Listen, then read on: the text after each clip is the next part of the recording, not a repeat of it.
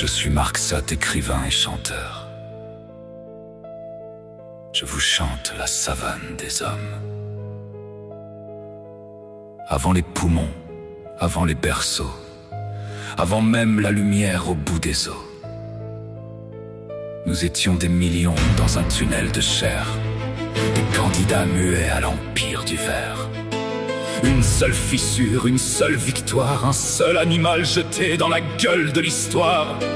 On appelle ça naître, comme on baptise une guerre, avec des mots propres pour parfumer l'enfer. Vivre, c'est dépasser l'absence, à coup de nécessité. C'est apprendre la morsure avant d'apprendre à parler. Nous sommes la savane des hommes. Le sable a pris nos noms, des rhinocéros d'ombre qui se cognent à l'horizon. On forge nos fronts sur les murs du réel, et ceux qui n'ont pas d'armure tombent sans faire de bruit sous le ciel. La savane des hommes, magnifique charnier, où survivre est un métier qu'aucun dieu n'a signé.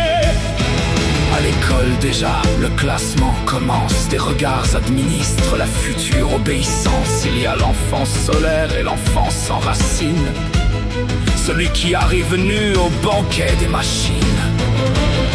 On ne le frappe même pas, non.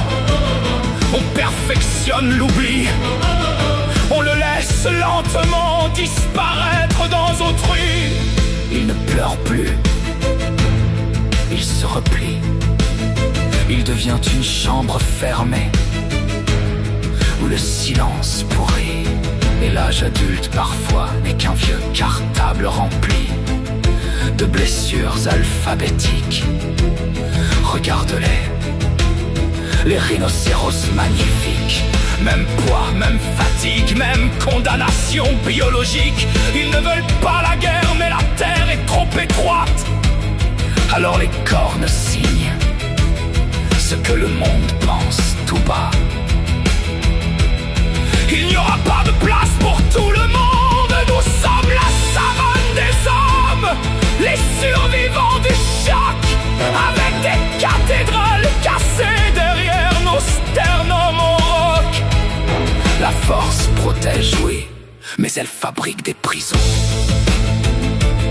La résistance sauve le corps et assassine la maison. La savane des hommes, immense tribunal, où les forts reçoivent des statues et les fragiles du signal.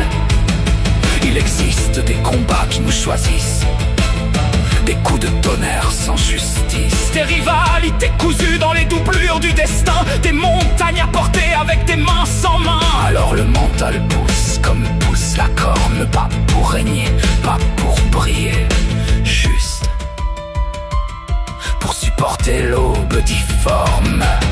Supporter les autres, leur violence accidentelle, leur cruauté polie, leurs attentes immortelles. Supporter ce secret terrible. Nous sommes de la poussière qui s'imagine incendie. Chaque armure coûte, chaque victoire retire quelque chose. Chaque choc emporte un morceau invisible de la rose. Le rhinocéros blessé s'éteint dans l'ombre chaude. L'enfant blessé s'éteint derrière ses paupières closes.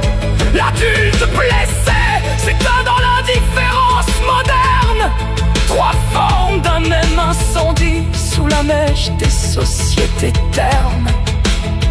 Et le monde continue, magnifique, occupé, préoccupé, productif comme un abattoir qui aurait appris à réciter de la philosophie.